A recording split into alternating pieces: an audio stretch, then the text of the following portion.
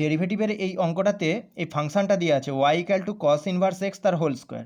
তো এই রাশিমালাটার মান কত হবে এটা নির্ণয় করতে হবে। যেখানে ওয়াই ওয়ান বলতে বুঝেছে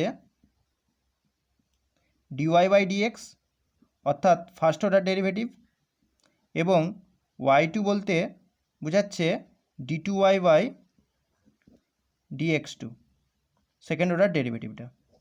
তো এখানে যে ফাংশানটা দিয়ে আছে Y equal to cos inverse x তার হোল স্কোয়ার, তো এক্সের সাপেক্ষে ডেরিভেটিভ করে দিচ্ছি, তাহলে হবে ডিওয়াই বাই ডিএক্স। প্রথমে দেখো পাওয়ারের ডেরিভেটিভ হবে, তো টু সামনে আসবে, তাহলে এখানে কস ইনভার্স এক্স হয়ে যাবে।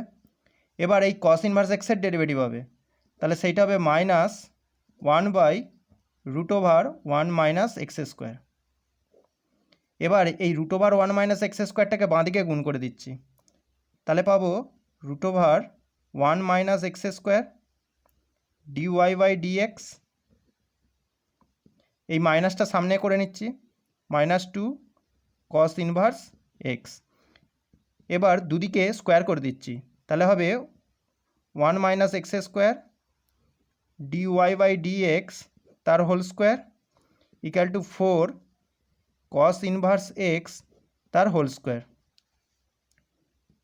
এবার one minus x square D Y by dx তার হোল স্কোয়ার ফোর। আচ্ছা, এইটার পরিবর্তে আবার ওয়াই লিখতে পারবো, ঠিক আছে। এবার আবার এক্সের সাপেক্ষে ডেরিভেটিভ করছি, তাহলে দেখো পাবো one minus x square two dy by dx into d two y dx two plus dy by dx তার হোল স্কোয়ার। এবার এইটার ডেরিভেটিভ হবে, ওইটার ডেরিভেটিভ করলে হবে মাইনাস টু এক্স।